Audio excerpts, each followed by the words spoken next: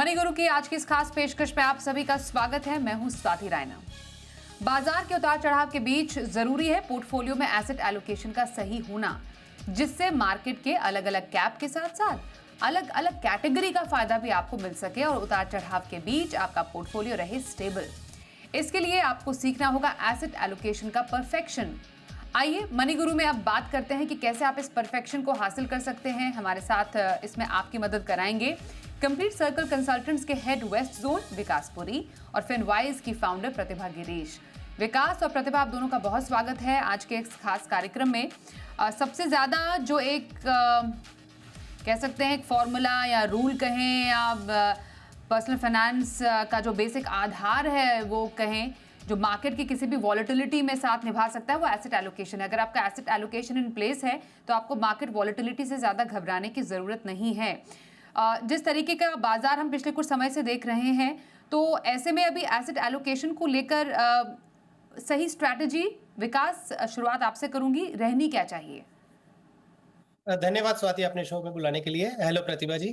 देखिए Swati, first of all जो अगर एक ब्रॉडर हम फ्रेमवर्क देखें अपनी इन्वेस्टमेंट्स का, तो वो आपके गोल्स के साथ अलाइंड होना चाहिए। और जब आप एक पॉलिसी डॉक्यूमेंट या आप एक प्लान बनाते हैं अपना गोल प्लानिंग के टाइम पे, तो उसमें जो आपने एक मेजर आपके पड़ाव होते हैं, जिंदगी के जो गोल्स होते हैं, उसके साथ जोड़ने के बाद आपने जो भी फंड्स या जो स्ट्रेटजीज ली हैं, पहला तो ये होता है कि उसके साथ आप जुड़े रहिए, उसको मत डिस्टर्ब करिए। बट यस, क्योंकि वॉलेटिलिटी जब बहुत हाई होती है तो कुछ तरह के फंड्स होते हैं या कुछ तरह के सेक्टर्स होते हैं जिनमें बहुत तेज एक गिरावट या even on the higher side पे भी वो बहुत ज्यादा ओवर रिएक्शन आता है।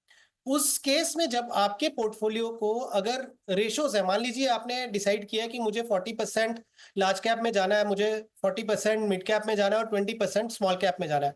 अब आपने एक ये रेशो तय कर ली, इसके बेसिस पे आपके फंड एलोकेशन है। अब बहुत ज्यादा वॉलेटिलिटी हुई है मार्केट में, एक बहुत बड़ा स्विंग आया और आपकी रेशोज थोड़ी सी चेंज हो गई। मान लीजिए आपका लार्ज कैप तो 40 का जो है वो उसकी रेशो 5% से गिरी, लेकिन स्मॉल कैप की रेशो बहुत ज्यादा गिर गई और वो 20% से ज्यादा गिर के आपके जो पोर्टफोलियो का हिस्सा है वो 12% रह गई है। तो उस समय आपको ये चाहिए कि आप अपने पोर्टफोलियो को रीअलाइन करिए by not cutting the large cap और mid cap, by infusing incremental money in your small cap portfolio. तो कहने का मतलब ये है कि जब भी आपके जो फ्रेमवर्क बनाया हुआ है, अगर उस फ्रेमवर्क से आपके इन्वेस्टमेंट्स की रेशोज ऊपर नीचे हो रही हैं, तो आप उसको रीएडजस्ट करिए। और जनरली स्वाति, ये अच्छा तरीका नहीं होगा कि आप एक तरफ के मार्केट कैप के फंड्स को आप बेच दें या एक तरह के फंड्स को बेच दें फिर दूसरे में बढ़ा दें। वो उससे आपको टैक्स लाइबिलिटीज भी आपको देखनी चाहिए, एग्जिट लोड्स देखने चाहिए। तो ये एक अच्छा तरीका नहीं है। अच्छा तरीका क्या होता है, आप इंक्रीमेंटल पैसा जो आपकी मार्केट कैप बहुत गिर गई है और वो ब्रीच हो चुका है आपका रेशो, उसमें आप करिए। या आप जिसमें आउटलुक अच्छा है, जैसे फंड मैनेजर्स या एडवाइजर्स जिस चीज में ये बता रहे हैं, आपको भी लगता है कि बाजार आने वाले समय में कौन सी मार्केट कैप के लिए अच्छा दिख रहा है, तो आप उसमें इंक्रीमेंटल पैसा लगाइए। इस तरीके से आप पोर्टफोलियो को रिस्ट्रक्चर करें। बहुत ज्यादा चर्निंग करने से पोर्टफोलियो कभी भी आपका अच्छा हो जाएगा, ये इसकी कोई गारंटी नहीं है। और जनरली अगर आप ट्रेंड देखेंगे स्वाति, जो लोग बहुत ज्यादा चर्न करते हैं वॉलेटिलिटी के टाइम पे, उनका पोर्टफोलियो हमेशा अंडर परफॉर्म करता है। एब्सोल्युटली। तो कुछ ऐसी बातें हैं जिसका इस बाजार में, मतलब उथल पुथल भरे बाजार में आपको ध्यान रखना है। जब भी लगे आपको आपने जो एक एसेट एलोकेशन की स्ट्रैटेजी अपनाई थी वो थोड़ी बिगड़ी है, तो समय है आप उसको ठीक करने का। टाइम स्पेसिफिक स्ट्रैटेजी, प्रतिभा आपकी नज़र में क्या रहे? अगर हम जब अलग अलग कैटेगरीज में इन्वेस्ट करते हैं तो हमारे टाइम होराइजन्स अलग होते हैं, लॉन्ग टर्म, मीडियम टर्म या शॉर्ट टर्म का इन्वेस्टमेंट होता है। क्या उसके अकॉर्डिंगली भी हम एसेट एलोकेशन स्ट्रैटेजी सेट कर सकते हैं? एब्सोल्युटली, ये बहुत इंपॉर्टेंट है कि आप तय कर ले कि आपका गोल क्या है। जैसे आपका गोल है फाइनेंशियल फ्रीडम, वो 10-15 साल का टाइम फ्रेम है या 7 साल भी है, तो उसका लार्ज पार्ट जो है इक्विटी में रहेगा। उसमें भी थोड़ा बहुत डेट कंपोनेंट रहेगा, लेकिन मैं बाद में उसके बारे में बात करती हूँ। तो लॉन्ग टर्म यानी कि 5 इयर्स प्लस के जो भी आपके गोल्स है, उसके लिए प्योर इक्विटी फंड्स में इन्वेस्ट करना चाहिए। जो आपका गोल 3 और 5 इयर्स के बीच में है, वो 3 और 5 इयर्स के बीच में hybrid seems to make a lot of sense, because volatility रहेगा तो भी बैलेंस आउट हो जाएगा, क्योंकि वो चेंज करते रहते हैं। हाइब्रिड में कौन सा करना चाहिए? हाइब्रिड में आपको करना चाहिए बैलेंस एडवांटेज फंड या मल्टी एसेट फंड। एक बात हमने नोटिस किया है, specially in the last 2 years, हम सबको बताते हैं कि अपने पोर्टफोलियो को बैलेंस करने के लिए थोड़ा बहुत डेट भी रखें, और लोग उदास हो जाते हैं, नाराज हो जाते हैं कि आपने डेट क्यों दिया, यहाँ तो डबल डिजिट बेहतरीन रिटर्न्स मिल रहा है इक्विटी में, आपने डेट क्यों दिया हमें, आपने एसटीपी क्यों करवाया? क्योंकि ऐसे उथल पुथल वाले ये जब वॉलेटिलिटी रहता है तब आपको बैलेंस रहने में मदद करता है। इसलिए अगर शॉर्ट टर्म का गोल्स है 3 इयर्स के अंदर, तो मेरा सुझाव होगा कि आप डेट में ही रहे, भले ही उसका रिटर्न्स अच्छा ना आए, मतलब टैक्स डेफरमेंट हो जाता है, और कम से कम नेगेटिव रिटर्न तो आपको मिलेगा नहीं। So 5 years plus equity, 3 to 5 years hybrid, and less than 3 years के लिए debt is a good strategy. दूसरी बात है, ऐसे टाइम्स में जहां पे वॉलेटिलिटी बहुत ज्यादा है, इंश्योर कि अगर आपके पास कुछ बोनस आया, कोई भी पैसा आया और आपको लमसम करना है तो लमसम ना करें, एसटीपी के जरिए एंटर करना बहुत अच्छी बात होगी। क्योंकि आप मार्केट टाइमिंग जो रिस्क होती है कि आपने आज डाला और कल या परसों मार्केट इतना गिर गया कि आप मतलब आप अपना करेज को बैठे और तुरंत आप रिडीम करने की सोच रहे हो, इससे बेटर कि आप कुछ वीक्स या मंथ्स के अंदर आप एसटीपी करें। कितने वीक्स या मंथ्स ये डिपेंड करता है कि आपका जब फंड्स जो है, आप क्वांटम ऑफ इन्वेस्टिंग कितना कर रहे हैं वो कितना है। अगर बहुत ज्यादा आपका मतलब percentage of your assets is very high, तो काफी सारे मतलब मेनी वीक्स और months is also okay. Better also to avoid thematic funds. Thematic funds, especially the ones which have given good returns in the past, recent past में 1-2 साल में बहुत ही अच्छा रिटर्न दिया है, तो मीन रिविजन जरूर होगा। इसलिए at these times when we have volatile markets, better to avoid investing fresh monies in funds which have already run up, especially if they're thematic. Okay, हम इस बातचीत को जारी रखेंगे। एसेट एलोकेशन के जो रूल्स हैं दोनों एक्सपर्ट के, वो बीच बीच में लेते रहेंगे। हमारे साथ कुछ दर्शक भी हैं आज शो में शामिल, जिनसे अब उनके सवाल ले रहे हैं। पुनीत कुमार हमारे साथ पहले दर्शक शो में शामिल हो चुके हैं थ्रू फोन लाइन। पुनीत जी, स्वागत करते हैं आपका मनी गुरु में। आप अपने इन्वेस्टमेंट से जुड़ा हुआ सवाल हमसे जानना चाह रहे थे। हमारे एक्सपर्ट हैं आज जो आपके इस क्वेश्चन का आंसर देंगे, तो थोड़ा सा डिटेल्स देंगे, आपकी क्वेरी क्या है?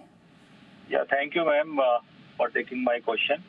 माय इंक्वायरी इज दैट कि मैं अभी 50,000 रुपीज का मैंने इन्वेस्ट किया है स्मॉल कैप्स में केवल। I have already running a mutual fund in different large cap, mid cap and small cap. करीब 50,000 की एडिशनल चल रही है, but recently because of the I came to know that small cap में काफी अच्छी ग्रोथ आती है, तो मैंने 3 स्मॉल कैप लिए हैं जिसमें 50,000 रुपीज मैंने इन्वेस्ट किए हैं। इसमें HDFC स्मॉल कैप फंड है और आपका Tata capital small cap fund है, एंड थर्ड वन इज एक और है, मेरे को नाम याद नहीं आ रहा, एलाइड निप्पॉन है आई थिंक। तो उसमें जब से मैंने 50,000 इन्वेस्ट किए हैं, मार्केट सडनली काफी गिर गई है और मेरा सारे इन्वेस्टमेंट नेगेटिव में चला गया। क्या मुझे इस स्टेज पे इसमें से निकल जाना चाहिए या कंटिन्यू करना चाहिए? मेरा ओरिजिन 5 साल का है, 5 इयर्स का। ओके विकास, शायद हमारे आज के इस टॉपिक पर बिल्कुल एप्ट पुनीत जी का सवाल बैठता है। जब आप मार्केट को टाइम करने की कोशिश करते हैं और उसके बाद उस टाइम के हिसाब से जब आपकी टाइमिंग गलत हो जाती है मार्केट में, स्मॉल कैप में सारे पैसे डाले और उसके बाद से देखिए कितना बड़ा करेक्शन का दौर सामने आया। अब पुनीत जी को आप राय दीजिए, क्या करें? तो बिल्कुल स्वाति, पुनीत जी, यही कॉन्सेंट्रेशन रिस्क होता है जब आप किसी एक पर्टिकुलर मार्केट कैप को चेस करते हैं और मान लीजिए साइकिल टर्न हो गया, जो इस केस में हुआ। अब हम यहाँ क्वांटम की बात नहीं करेंगे, हम अप्रोच की बात करेंगे कि आपने भले उसमें 50,000 इन्वेस्ट किया, बट आपकी अप्रोच ये थी कि आपने 3 स्मॉल कैप फंड ले लिए, तो वो राइट अप्रोच नहीं थी। तो मान लीजिए आपने जो 3 स्मॉल कैप फंड लिए हैं उसमें आप बंधन का स्मॉल कैप में बने रहिए, HDFC का जो स्मॉल कैप है उसमें आप HDFC फ्लेक्सी कैप में शिफ्ट हो जाइए, और टाटा का जो आपका स्मॉल कैप फंड है उसमें आप टाटा के लार्ज एंड मिड कैप में शिफ्ट हो जाइए। तो फर्स्ट ऑफ ऑल आपको पोर्टफोलियो को डाइवर्सिफाई करना पड़ेगा। दूसरा, मैं ये सजेस्ट करूंगा कि जब आप ये चेंजेस करते हैं तो उसमें फिर एक छोटे सिप भी लगाइए। आजकल माइक्रो सिप भी शुरू हो गए हैं जो बहुत छोटे अमाउंट से भी शुरू किए जा सकते हैं। आप उसमें सिप लगाइए तो आपकी ना वेल्थ क्रिएशन उसी तरीके से होगी। बट हैविंग सेड दैट, आप थोड़ा ये भी देख लीजिए कि आपका लॉस कितना बड़ा है। अगर आपका लॉस आपको लगता है कि काफी हैवी हो चुका है, तो फॉर द मोमेंट आप ये 3 फंड्स को रखिए, और जो मैंने 3 फंड्स आपको बताए उसमें आप एक SIP स्टार्ट करिए छोटी छोटी, और फिर जब आपको थोड़ा लगे कि रिकवरी आ गई तो आप स्विच करके वापस ये जो 3 फंड मैंने बोला कि बंधन के स्मॉल कैप में आप बने रहें, HDFC का आप स्मॉल कैप की जगह फ्लेक्सी कैप ले लीजिए, और टाटा के स्मॉल कैप की जगह Tata large and mid cap ले लीजिए। तो ये तीन अलग अलग, अगर आप जैसे स्मॉल कैप हो गया, एक फ्लेक्सी कैप हो गया, एक लार्ज एंड मिड कैप हो गया, तो आपको एक बहुत अच्छी डाइवर्सिफिकेशन मिल जाएगी आपके पोर्टफोलियो में। ओके, तो कुछ बदलाव कीजिए। एक ही टाइप के फंड्स में इन्वेस्ट करने की जगह थोड़ा डाइवर्सिफाई इस टाइम पर भी करने की जरूरत है। थोड़ा सा एसेट एलोकेशन को बदलिए। आपके लिए यही राय विकास की तरफ से आ रही है। अगले कॉलर भी हैं, उनसे भी बात कर लेते। राम कुमार माणिक जी इस वक्त हमारे साथ है। नमस्कार सर, स्वागत करते हैं आपका हमारे शो में। थोड़ा सा डिटेल्स दीजिए। आप ऑलरेडी 25,000 की SIP कर रहे हैं, थोड़ा सा डिटेल बताएंगे। कब तक इन्वेस्टमेंट करना चाहते हैं, कितने राशि की आप उम्मीद लगाए बैठे हैं? मैडम, मैं SIP आज से ही चालू करना चाह रहा हूँ, जितना भी जल्दी हो सके उतना जल्दी। ओके, करना चाह रहे हैं शुरू, अभी शुरू नहीं किए है? नहीं मैडम, उसमें आपको डिटेल लिख के भेजा है, आपने देखा होगा। अच्छा, ओके, बिल्कुल बिल्कुल ठीक है। बताइए कब तक के लिए क्या आपका प्लान है इस पूरे इन्वेस्टमेंट का? मैडम, मैं गवर्नमेंट एम्प्लॉय हूँ और 20 इयर्स तक का इन्वेस्टमेंट प्लान है मेरा। ओके, ठीक है। 20 साल मतलब थोड़ी रिटायरमेंट प्लानिंग का आप प्लान करके चल रहे हैं। अराउंड आपने जो टारगेट रखा है 5 करोड़ रुपए आप कोशिश कर रहे हैं कि इसके लिए कमा ले। चलिए मैं जरा समझूं, आपने जो कुछ फंड्स भेजे थे, ये मतलब ऐसे फंड्स आपने अपने लिए चूज किए हैं जिस पर आप करना चाहते हैं इन्वेस्ट, ऐसा है राम जी? नहीं मैडम, मैंने जो आपको भेजा है ना लिख के, तो उसमें 3-4 इन्वेस्टमेंट मेरा चल रहा है। ओके ओके, यही हम जानना चाह रहे थे। मतलब ऑलरेडी मैडम जो इन्वेस्टमेंट है आपकी, एक आपको मुश्त पैसा डाल रहे हो, SIP डाल रहे हो? जी नहीं मैडम, मैंने जो उसमें फंड का नाम लिखा है ना, जैसे ICICI प्रूडेंशियल का और टाटा निफ्टी का, HDFC और SBI एनर्जी का। हाँ, तो इसमें इन्वेस्टमेंट ऑलरेडी चल रहा है मेरा। ठीक है, ओके। मैं तो आप अपने एक्सपर्ट से ही जान लेती हूँ, कुछ अगर और जानना होगा मैं आपसे बात करती हूँ फिर। प्रतिभा जी आप बताइए प्लीज जरा, इनका इन्वेस्टमेंट कुछ ऑलरेडी चल रहा है, कुछ 20 साल के लिए आगे इनको इन्वेस्ट करना है, कैसा लग रहा है पोर्टफोलियो? राम कुमार जी, आपने बहुत सही टाइम पे स्टार्ट किया है। आपका सबसे बड़ा गिफ्ट है कि आपके पास 20 साल है ये कॉर्पस इकट्ठा करने में। आपने बताया कि आपने ऑलरेडी इन्वेस्ट किया हुआ है लमसम में HDFC मैन्युफैक्चरिंग फंड में 15,000 और 50,000 आपने SBI एनर्जी अपॉर्चुनिटीज में भी ऑलरेडी कर दिया है और 2 लाख और आप करना चाहते हो। तो पहले तो हम देख लेते हैं कि ये कॉर्पस कितना बन जाएगा। कि आपने ऑलरेडी 2 लाख इन्वेस्ट किया हुआ है और 2 लाख इन्वेस्ट करना चाहते हो, 4.65 अगर आप कर रहे हो तो आपका कॉर्पस बन जाएगा करीब करीब 45 लाख का। और जो SIP करना चाह रहे हैं आप 25,000 का, अगर ये 20 साल तक 25,000 करते रहेंगे तो 2.47 करोड़ तक इकट्ठा हो जाएगा। लेकिन आपका जो मकसद है कि आपको 5 करोड़ तक इकट्ठा करना है, इसलिए एक सिंपल सुझाव है कि जैसे कि आपका इनकम बढ़ता है आप स्टेप अप करते जाइए, सिर्फ 10% से इंक्रीज कीजिए हर साल अपने सिप को, तो आपका बन जाएगा सिर्फ 4.92 CR बन जाएगा। उसके अलावा आपने बताया कि आपका पॉलिसी है, आपका लमसम इन्वेस्टमेंट है, ये तो सोने पे सुहागा हो जाएगा कि आपको जितना चाहिए उससे ज्यादा ही बन जाएगा। जहां तक आपका पोर्टफोलियो की बात है, आपने सजेस्ट किया था कि SBI एनर्जी अपॉर्चुनिटीज में आप 500 का सिप करना चाह रहे थे। तो 500 जो है 25,000 के सामने बहुत कम अमाउंट लग रहा था, इसलिए हमारा सुझाव ये होगा कि आप 500 ना करें। उसके बदले में आपने बाकी जो दिए हैं HDFC का और ICICI का, उसको कंटिन्यू कीजिए और उसके साथ ऐड कर लीजिए इन्वेस्को कॉन्ट्रा फंड। तो इसमें फ्लेक्सी कैप कैटेगरी में जैसे फंड मैनेजर के पास मैन्यूवरिंग कैपेबिलिटी होगा कि वो कब लार्ज कैप में जाएंगे, और बहुत अच्छा रिटर्न्स भी आया है। तो SBI का 500 बंद करके 5,000 इसमें ऐड कीजिए इन्वेस्को इंडिया कॉन्ट्रा में, और आपका मकसद तो अचीव हो जाएगा। ओके, तो ये राम जी अब आपके लिए कुछ बदलाव है आपके पोर्टफोलियो में, कहाँ क्या ऐड करना है प्रतिभा जी ने आपको बताया डिटेल में। बहुत शुभकामनाएं आपको। एक ब्रेक के लिए रुकेंगे, ब्रेक के बाद कुछ और बातचीत करेंगे हमारे दोनों ही एक्सपर्ट से। बने रहिए हमारे साथ।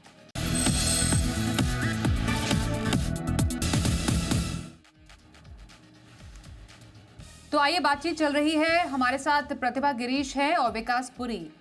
उनसे हम बातचीत कर रहे हैं और जान रहे हैं कि क्या हो एसेट एलोकेशन स्ट्रैटेजी। विकास, जरा आप बताइए, एक इन्वेस्टर के पॉइंट ऑफ व्यू से, एक कंजर्वेटिव है, एक मॉडरेट है, एक अग्रेसिव रिस्क टेकर इन्वेस्टर है, उनके लिए with in market cap like large, mid and small cap एक सही एसेट एलोकेशन का तरीका क्या रहे? परसेंटेज एक जो पोर्टफोलियो एलोकेशन की वो कैसी बने? देखिए, यदि अगर हम लेते हैं कि एक कंजर्वेटिव इन्वेस्टर है और वो चाहते हैं कि मुझे बहुत ज्यादा रिस्क नहीं लेना मार्केट कैप के हिसाब से, तो फिर वो रफली 60% जो है लार्ज कैप अपना पोर्टफोलियो का रख सकते हैं, 30% मिड कैप और 10% स्मॉल कैप। वो 60 का 70 भी हो सकता है कि अगर बहुत ज्यादा कोई कंजर्वेटिव अप्रोच लेना चाहते हैं। हम सिर्फ ये इक्विटी की स्पेस की बात कर रहे हैं, यहाँ पे हम डेट और उसकी एलोकेशन की बात नहीं कर रहे। तो 60 to 70% large cap, 30% mid cap and 10% small cap. Similarly यदि आप मॉडरेट कैटेगरी में आ जाएंगे तो यही एलोकेशन जो होती है वो एक 40 और 20 की एक आइडियल मिक्स रहेगा कि 40% आप लार्ज कैप ले लीजिए, 40% आप मिड कैप ले लीजिए और 20% आप स्मॉल कैप ले लीजिए। बट यदि कोई एग्रेसिव इन्वेस्टर है तो उनको फिर लार्ज कैप जो है वो आप उल्टा कर दीजिए कि 20% उनका जो है वो लार्ज कैप में हो सकता है, रफली 50% के आसपास मिड कैप में और 30% small cap. So this is purely based on the equity, जो आपका रिस्क है, इक्विटी फंड्स हैं, तो उसके हिसाब से ये 3 तरीके से आप अपना पोर्टफोलियो को कार्व आउट कर सकते हैं। ओके, तो कंजर्वेटिव के लिए स्मॉल कैप 10%, लार्ज कैप ज़्यादा रखेंगे आप, थोड़े से कंजर्वेटिव है, कम जोखिम लेते हैं। मॉडरेट वाले के लिए लार्ज और मिड कैप में 40% सही है, स्मॉल कैप थोड़ा कम रख सकते 20% तक। अग्रेसिव है तो लार्ज कैप 20% तक रखें, पर मिड कैप और स्मॉल कैप आप जो एलोकेशन है वो बढ़ा सकते हैं, क्योंकि since you are risk taker, इसलिए। आइए अब एक और कॉलर से बात करते हैं। मोहम्मद केजी इस वक्त हमारे साथ हैं, केजेड जी, उनसे बात कर लेते हैं। नमस्कार सर, स्वागत करते हैं आपका शो में। बताइए सर, आपके पोर्टफोलियो से जुड़ा हुआ सवाल। जी जी, मेरा एक सवाल है कि मैं 57 साल का हूं और मुझे 65 इयर्स तक में मुझे 1-1 लाख रुपए इन्वेस्ट करना है। अभी तक मैंने कुछ किया नहीं है और ये सवाल मेरा मिस्टर विकास पुरी सर से है।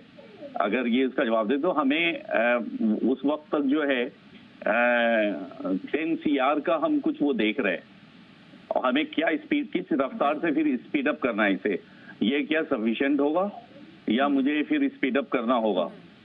तो मैं 65 इयर्स में रिटायर करूंगा, अभी 8 साल और जॉब है हमारी। So what should I do? Sir मुझे एक छोटी बात बताइए, आपने अब तक कोई इन्वेस्टमेंट नहीं की है, आपकी शुरुआत है, या आपने कुछ थोड़ा बहुत अपना पोर्टफोलियो बनाया हुआ है अभी, या एक नए इन्वेस्टमेंट के तौर पर? मैं इक्विटी में करता था और ऐसा कोई पोर्टफोलियो बनाया नहीं, इक्विटी में करता था मैं। I have not done anything in any of the. जी ओके, ऑल राइट, बिल्कुल। मैं एक्चुअली सर आपका जो ये सवाल है वो प्रतिभा जी से लूंगी, क्योंकि उन्होंने आपके सवाल पर कुछ कैलकुलेशंस की है बहुत स्पेशल, इसलिए आप ज़रूर गौर से सुनिएगा कि उन्होंने क्या आपके इस पोर्टफोलियो पर राय बनाई है और कैलकुलेशंस की है। प्रतिभा, ओवर टू यू। बताइए सर, अब अगले 5 साल के लिए मे बी 65 ईयर रिटायरमेंट वो लेना चाह रहे हैं, कितना कॉपस इकट्ठा कर सकते हैं 1 लाख पर मंथ अगर वो इन्वेस्ट करें? मोहम्मद जी, आप अगर 8 साल के लिए इन्वेस्ट करेंगे, SIP करेंगे 1 लाख रुपए का, तो आपने टोटल कुल मिला के इन्वेस्ट किया होगा 96 लैक्स। ये जो 96 लैक्स है वो बन जाएगा करीब करीब 1.6 करोड़ इन 8 ईयर्स। 12% रिटर्न लिया है। अगर बहुत अच्छा मार्केट रहा तो थोड़ा बहुत ज्यादा बन सकता है, बट 12% में 96 रुपए का 1.6। यही चीज अगर आप 10% से स्टेप अप कर पाए फॉर 8 इयर्स, तो आपने 96 के बदले में इन्वेस्ट किया होगा 1.37, लेकिन कॉर्पस जो है वो काफी सिग्निफिकेंटली बढ़ जाएगा। 1.6 से बन जाएगा 2.16 करोड़ बन जाएगा। तो हमारा तो डेफिनेटली सुझाव है कि आप इसको थोड़ा थोड़ा बढ़ाते रहिए, 10% से भी बढ़ाएंगे तो ये 2.16 करोड़ बन जाएगा। और क्योंकि आप फर्स्ट टाइम इन्वेस्टर है, तो आपका एक्सपेक्टेशंस भी रखना चाहिए कि बहुत ज्यादा उतार चढ़ाव रहेगा, लेकिन अगर आप डेफिनेटली 8 इयर्स तक बने रहेंगे, तो हमने एक मॉडरेट इन्वेस्टर का जो पोर्टफोलियो है 60% इन लार्ज कैप सजेस्ट किया है। जो Canara Robeco blue chip equity fund, ये एक लार्ज कैप फंड है, इसमें 20,000 का SIP कीजिए। Invesco India Contra fund flexi है, इसमें 20,000 का SIP। PPFS फ्लेक्सी कैप इसमें भी 20,000। ये दो फ्लेक्सी कैप इसलिए दिया कि आज की तारीख में फ्लेक्सी कैप में लार्ज कैप का मात्रा ज्यादा होगा, और जैसे मार्केट का स्वभाव चेंज होगा तो फंड मैनेजर उसमें चेंज कर देंगे और आपको बिना कोई टैक्स भरे आपका पोर्टफोलियो बैलेंस होता जाएगा। और मेरे ऐसे मल्टी कैप फंड जिसमें मतलब तीनों मल्टी कैप में होगा, उसमें 20,000, और एक्सेस ग्रोथ अपॉर्चुनिटीज जो लार्ज एंड मिड कैप है उसमें 20,000। टोटल सारे 5 फंड्स दिए आपको, लार्ज, 2 फ्लेक्सी, एक मल्टी और एक लार्ज एंड मिड कैप। पांचों में 20,000 का SIP करिए, और थोड़ा वॉलेटिलिटी के लिए आप प्रिपेयर रहिए, और आपको अच्छा रिटर्न्स और अच्छा सा कॉर्पस बन जाएगा। बिल्कुल sir, all the very best sir. आपके आने वाले जो इन्वेस्टमेंट आपने अपने लिए एक टारगेट रखा है, आपको कुछ रिकमेंडेशंस दी हैं हमारी गेस्ट ने, उस पर ज़रूर गौर कीजिएगा। आपको बहुत शुभकामनाएं and thank you so much Vikas और प्रतिभा, आपका भी हमारे साथ आज के इस कार्यक्रम में शामिल होने के लिए। मनी गुरु में बस इतना ही, एक ब्रेक का भी वक्त हो गया है। देखते रहिए जी बिजनेस।